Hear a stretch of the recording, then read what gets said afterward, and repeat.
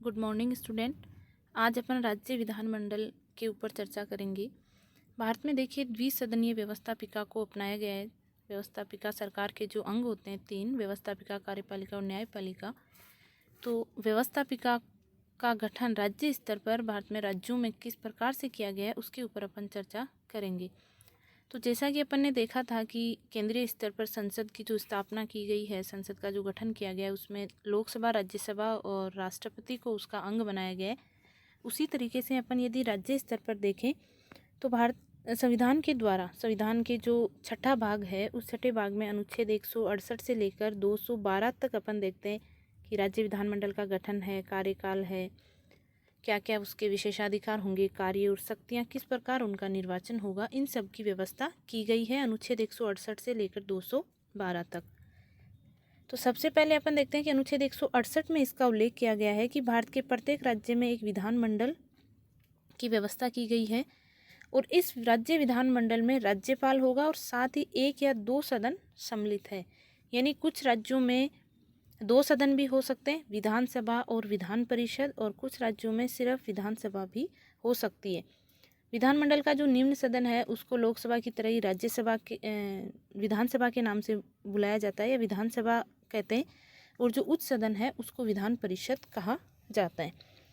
अब यहाँ पर देखिए कि सारे राज्यों में, भारत के जो राज्य हैं उनमें सब में विधानमंडल एक समान गठन नहीं किया गया है, यानी एक रूपता नहीं है। अधिकतर राज्यों में तो एक सदनीय व्यवस्था है और कुछ राज्य हैं जहां द्विसदनीय व्यवस्था है। अभी तक देखिए 7 राज्यों में 2 सदन थे, यानी जहां पर विधानसभा भी थी और विधान परिषद भी थी। आंध्र प्रदेश है, तेलंगाना है, उत्तर प्रदेश, बिहार, महाराष्ट्र, कर्नाटक और जम्मू कश्मीर। लेकिन जैसा कि अभी अपन ने देखा 2019 में, ये 20 में जम्मू कश्मीर में जो अनुच्छेद 370 था उसको समाप्त कर दिया गया, तो वहाँ की स्थिति थोड़ी अब अलग हो गई है। वहाँ पर जो विधानसभा और विधान परिषद, हालांकि जम्मू कश्मीर का अपना एक अलग संविधान था और उसी के तहत वहाँ की जो विधानसभा थी, विधानमंडल था, उसका गठन किया गया था, लेकिन अब वहाँ की स्थिति जो है वो अलग हो गई है। तो पहले ये 7 राज्यों में द्विसदनीय विधानमंडल था और बाकी जो राज्य थे भारत के उनमें एक सदनीय विधानमंडल था। अब देखिए कि विधान परिषद का गठन किस तरीके से किया जा सकता है। जैसा कि संविधान में इसकी उल्लेख है कि वहाँ की संबंधित जो राज्य है, वो राज्य की जो विधानसभा है वो एक ऐसा प्रस्ताव पारित करती है कि हमारे यहाँ पर विधान परिषद का गठन किया जाए। तो ये विशेष जो प्रस्ताव राज्य विधानसभा द्वारा पूर्ण बहुमत से पारित होना चाहिए। जब इस प्रकार का प्रस्ताव विधानसभा से संसद के पास जाता है तो ये एक तरीके से संसद में जब इस प्रस्ताव को पारित किया जाता है तो साधारण बहुमत से ही पारित किया जाता है। अनुच्छेद 368 के तहत इसका कोई उस प्रक्रिया से इसका गठन नहीं किया जाता, यानी ये अनुच्छेद 368 के तहत नहीं आता, ये संविधान का संशोधन नहीं माना जाता है और से एक साधारण बहुमत से सामान्य विधान की तरह ही इसको पारित किया जा सकता है। तो विधान परिषद का गठन जो करना है वो संसद है वो आसानी से कर भी सकती है, और यदि किसी राज्य में विधान परिषद को ख़त्म करना है तो वो ऐसा भी कर सकती है, हालांकि उस राज्य की विधानसभा द्वारा ऐसा प्रस्ताव पहले पारित होना चाहिए। अब देखिए अपन सबसे पहले देखते हैं विधानसभा कि राज्यों में विधानमंडल का जो निचला सदन है, निम्न सदन है विधानसभा, इसका चुनाव जनता द्वारा प्रत्यक्ष रूप से अपन देखेंगे कि लगभग लोकसभा के जैसी ही विधानसभा की स्थिति है और विधान परिषद की जो स्थिति है वो भी राज्यसभा के जैसी ही लगभग स्थिति है। तो विधानसभा के सदस्यों का जो चुनाव है वो मतदाताओं द्वारा प्रत्यक्ष रूप से होता है, और चुनाव निर्वाचन के लिए जो चुनाव क्षेत्र है वो भौगोलिक आधार पर निर्वाचन क्षेत्रों में बांट दिए जाते हैं। और बांटने का जो तरीका है या इनका जो आधार है वो ये है कि विधानसभा का प्रत्येक सदस्य कम से कम 75,000 जनसंख्या का क्या करता हो, प्रतिनिधित्व करता हो। यानी किसी राज्य की विधानसभा में कितने सदस्य होंगे ये उस राज्य की जनसंख्या के ऊपर निर्भर है। लेकिन फिर भी संविधान का जो अनुच्छेद 170 है जिसमें विधानसभा के गठन का उल्लेख किया गया, किस प्रकार कितनी सदस्य संख्या होगी, उसमें ये लिखा हुआ है कि अधिकतम संख्या किसी भी राज्य के विधानसभा की जो अधिकतम संख्या है सदस्यों की वो 500 हो सकती है और न्यूनतम कितनी होगी, 60 तय की गई है। यानी अधिकतम 500 और न्यूनतम क्या है, 60। हालांकि उसके बावजूद भी अपन देखते हैं कि अरुणाचल प्रदेश है, सिक्किम है, गोवा है, इनकी संख्या और भी कम है 30, लेकिन वहाँ की जो जनसंख्या है इसके कारण वहाँ पर ऐसा किया गया है। अब जैसे अपन राजस्थान की विधानसभा का उदाहरण लें तो यहाँ पर 200 सदस्य संख्या निर्धारित की गई है, क्योंकि वो जनसंख्या के अनुसार होता है। उत्तर प्रदेश की जनसंख्या सबसे ज़्यादा है, तो निश्चित तौर से वहाँ की जो विधानसभा है उसकी सदस्य संख्या सबसे ज़्यादा होगी। अब देखिए, राज्यपाल द्वारा आंग्ल भारतीय समुदाय के एक सदस्य को इसमें नामित भी किया जाता है, यानी मनोनीत भी किया जाता है, यदि राज्यपाल को ये लगे कि आंग्ल भारतीय समुदाय का उचित प्रतिनिधित्व नहीं मिला है। ये व्यवस्था मूल संविधान में की गई थी 10 वर्षों के लिए, और बाद में इसको समय समय पर बढ़ा दिया गया था। इसी के साथ अपन देखते हैं कि अनुसूचित जाति और जनजातियों के लिए भी स्थानों का आरक्षण किया गया था, SC और ST के लिए भी, और ये भी मूल संविधान में 10 वर्ष के लिए थी, और समय समय पर इसको हर बार 10 वर्ष के लिए बढ़ाया गया। ये दोनों ही चीज़ें हैं, आंग्ल भारतीय समुदाय का जो राज्यपाल द्वारा मनोनीत किया जाना है और अनुसूचित जाति और जनजाति के लिए स्थानों का आरक्षण है, इनको हर बार 10-10 वर्षों के लिए बढ़ाया गया। तो 95वें संविधान संशोधन अधिनियम 2009 द्वारा इसको 2020 तक बढ़ाया गया था 10 वर्षों के लिए। लेकिन अभी 2019 में 126वां संविधान संशोधन विधेयक जो लाया गया, उसके तहत अनुसूचित जाति और जनजातियों के लिए जो स्थानों का आरक्षण था उसको तो बढ़ा दिया गया है 10 वर्ष के लिए, यानी अब ये जो सीमा है, समय सीमा है, वो 2030 कर दी गई है। लेकिन आंग्ल भारतीय समुदाय, एंग्लो इंडियन समुदाय के सदस्यों के लिए जो ये व्यवस्था थी, जैसे लोकसभा में भी 2 राष्ट्रपति द्वारा मनोनीत किए जाते थे और विधानसभाओं में 1-1 सदस्य राज्यपाल द्वारा, तो ये व्यवस्था को समाप्त कर दिया गया है। इसकी अवधि बढ़ाई नहीं गई है, सिर्फ अनुसूचित जाति और जनजाति के लिए ये अवधि बढ़ाई गई है। अब देखिए, प्रत्येक जनगणना के उपरांत जो प्रत्येक राज्य की विधानसभा की सदस्य संख्या का निर्धारण है वो इस तरीके से किया जाता है। विभाजन, निर्वाचन क्षेत्रों में जो विभाजन है वो कि राज्य की जनसंख्या और उसकी विधानसभा की जो सदस्य संख्या है उसका अनुपात राज्य भर में क्या रहे, समान रहे, और एक प्रत्येक जनगणना के बाद निर्धारण किया जाता है।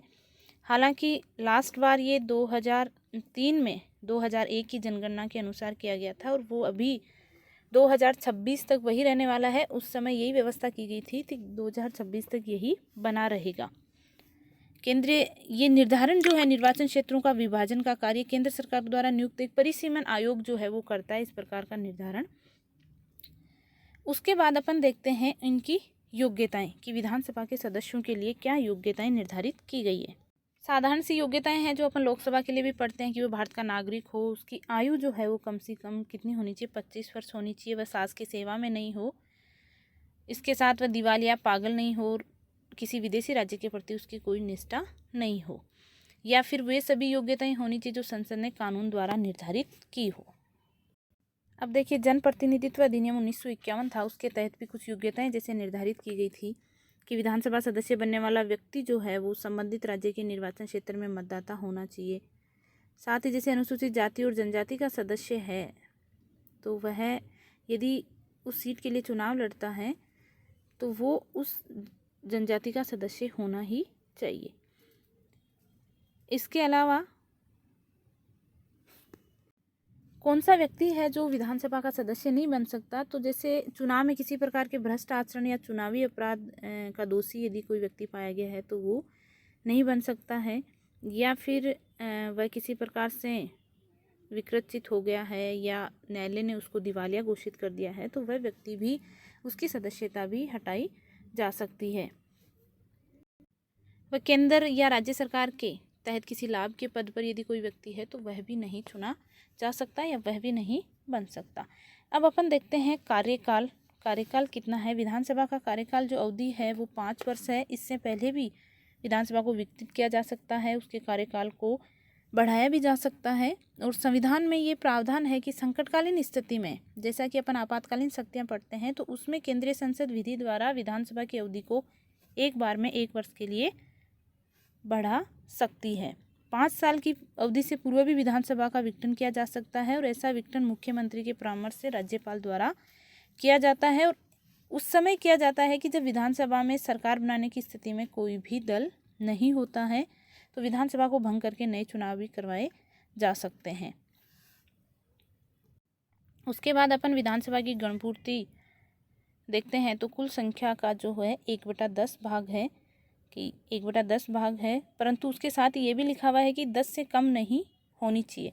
अधिवेशन जो है सत्र जो है, एक वर्ष में कम से कम विधानसभा के 2 सत्र होने चाहिए और दोनों सत्रों के मध्य 6 माह से अधिक का अंतर नहीं होना चाहिए।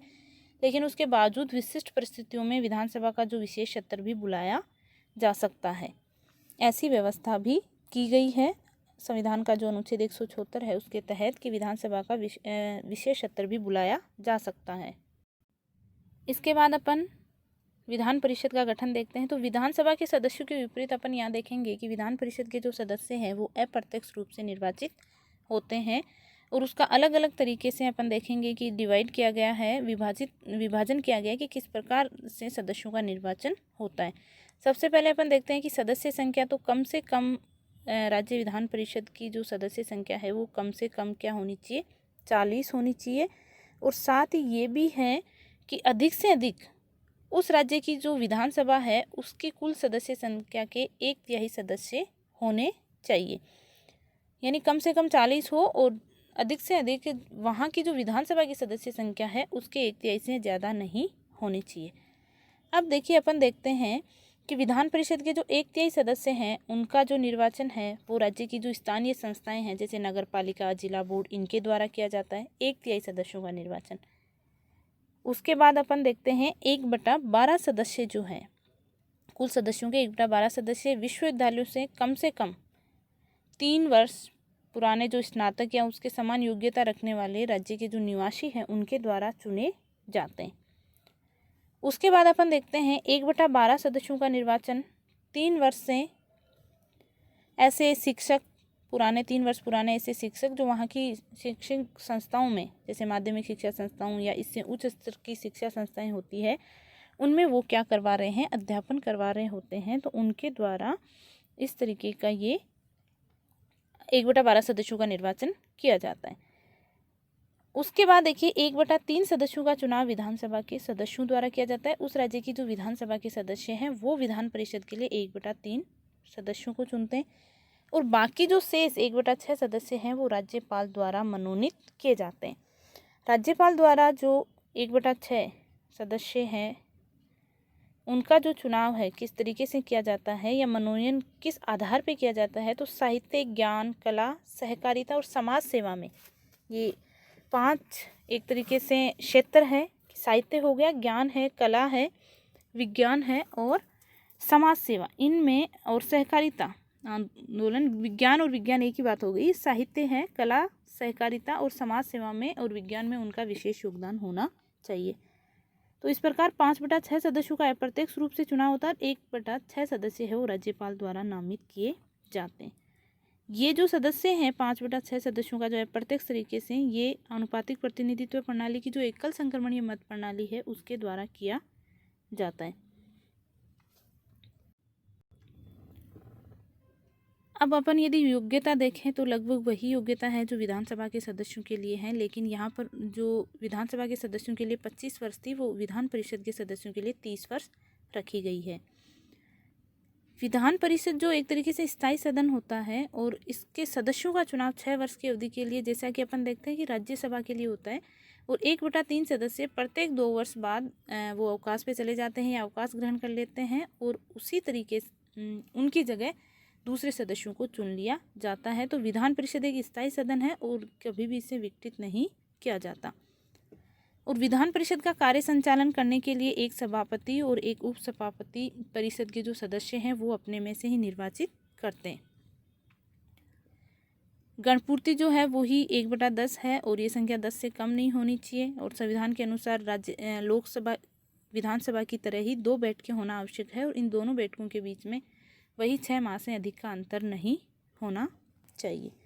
तो इस प्रकार विधान परिषद का गठन होता है।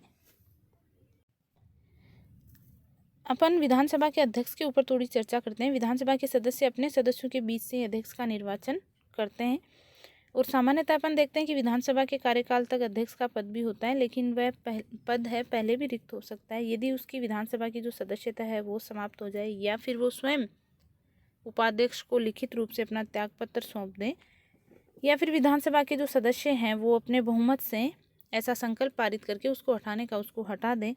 हालांकि ऐसा प्रस्ताव लाने की जो सूचना है वो 14 दिन पहले देनी होती है।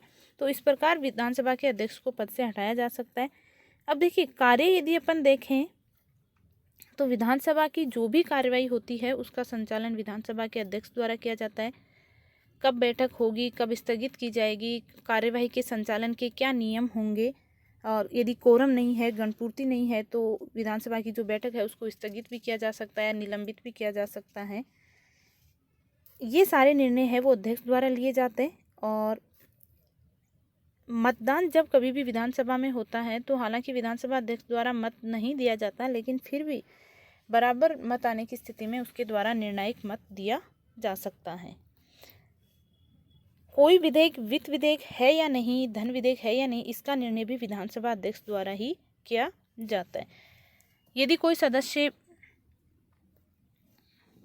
अनुपस्थित रहता है तो इसके बारे में क्या निर्णय लेना है, 60 दिन तक वो लगातार अनुपस्थित रहता है, तो ये कार्य भी विधानसभा के अध्यक्ष द्वारा ही किया जाता है। तो इस प्रकार विधानसभा अध्यक्ष का पद जो है वो महत्वपूर्ण होता है। धन्यवाद।